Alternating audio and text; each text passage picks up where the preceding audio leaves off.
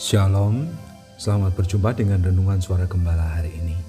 Bapa Surgawi, kami sangat bersyukur dan berterima kasih atas segala kebaikan yang Kau berikan kepada kami.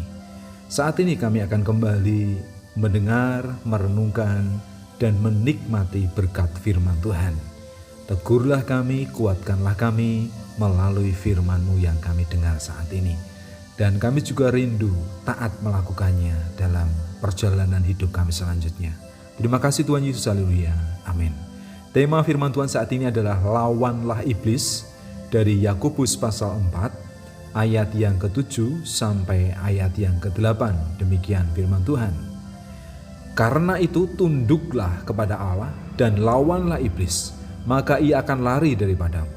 Mendekatlah kepada Allah dan ia akan mendekat kepadamu. Tahirkanlah tanganmu, hai kamu orang-orang berdosa, dan sucikanlah hatimu, hai kamu yang mendua hati. Jangan takut kepada iblis, lawanlah dengan iman, ia akan lari daripadamu. Jadi ketika kita dalam peperangan dan perjuangan, kita harus mengandalkan Tuhan. Jadi yang pertama, tunduklah kepada Allah, berlutut dan menyembahlah ketika kita menghampiri hadirat Tuhan. Dan kita perlu taat kepada setiap hukum dan ketetapan-ketetapan yang telah diberikannya kepada kita, yang tertulis di dalam Alkitab. Kita harus tunduk kepada otoritas ilahi, karena ialah yang memberikan kehidupan kepada kita. Dan juga Tuhan itu berkuasa atas hari kematian dalam diri kita. Oleh karena itu, mari kita menyadari segala keterbatasan kita dan sepenuhnya kita tunduk dan taat kepada Tuhan yang punya kuasa atas hidup dan mati setiap manusia. Kemudian yang kedua, lawanlah iblis. Hadapilah iblis dan lawanlah dia. Karena dia yang berusaha untuk menghancurkan kita, untuk menjerat kita dan menyeret kita dalam perbuatan dosa. Dan kita harus yakin bahwa kuasa yang Tuhan berikan yang ada dalam diri kita itu lebih besar daripada segala roh yang ada di dunia ini. Jadi kalau kita berani melawan iblis dengan iman, kemenangan itu sudah menjadi bagian kita, sudah disediakan bagi setiap orang yang percaya. Kita tidak akan mengalami kekalahan dalam peperangan ini. Hanya perlu kita mengandalkan Tuhan, perlu kita memohon kuat kuasa dari Tuhan. Hanya dengan kuasa darahnya, kuasa iblis itu bisa kita kalahkan dengan kuasa darah Yesus. Kemudian yang ketiga, mendekatlah kepada Allah. Mendekatlah di dalam hadirat Tuhan. Hiduplah bergaul dengan Tuhan. Setia beribadah, setia menyembah Tuhan. Dan akhirnya rasakan penyertaan dan perlindungannya yang sempurna dalam kehidupan kita. Ketika pagi hari kita membuka pintu, kita memulai aktivitas, kita menyerahkan semuanya ke dalam tangan kuasa Tuhan. Sampai sepanjang hari hingga malam kita kembali ke dalam rumah, Tuhan pasti akan melindungi kita kalau kita hidup berkenan di hadapan Tuhan.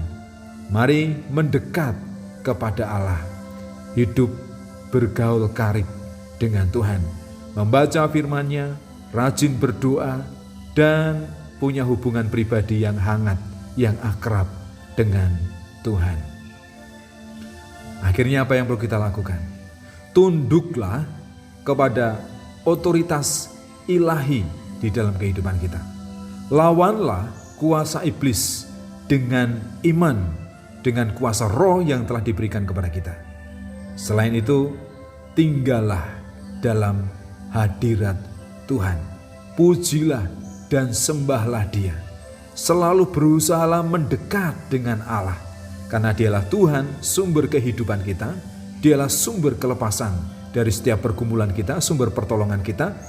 Ia juga yang memberikan kesembuhan ketika kita menderita sakit penyakit. Dialah Tuhan yang berkuasa penuh atas kehidupan dan kematian kita, setiap umatnya. Oleh karena itu dekatlah dengan Allah. Tunduklah kepada Allah, lawanlah iblis dengan kuasa iman, maka ia akan kita kalahkan. Bapa, kami sangat bersyukur dan berterima kasih. Pagi hari ini, Engkau mengajar kami agar kami tunduk kepada otoritas ilahi. Karena Engkaulah Tuhan yang berkuasa atas kehidupan dan kematian kami.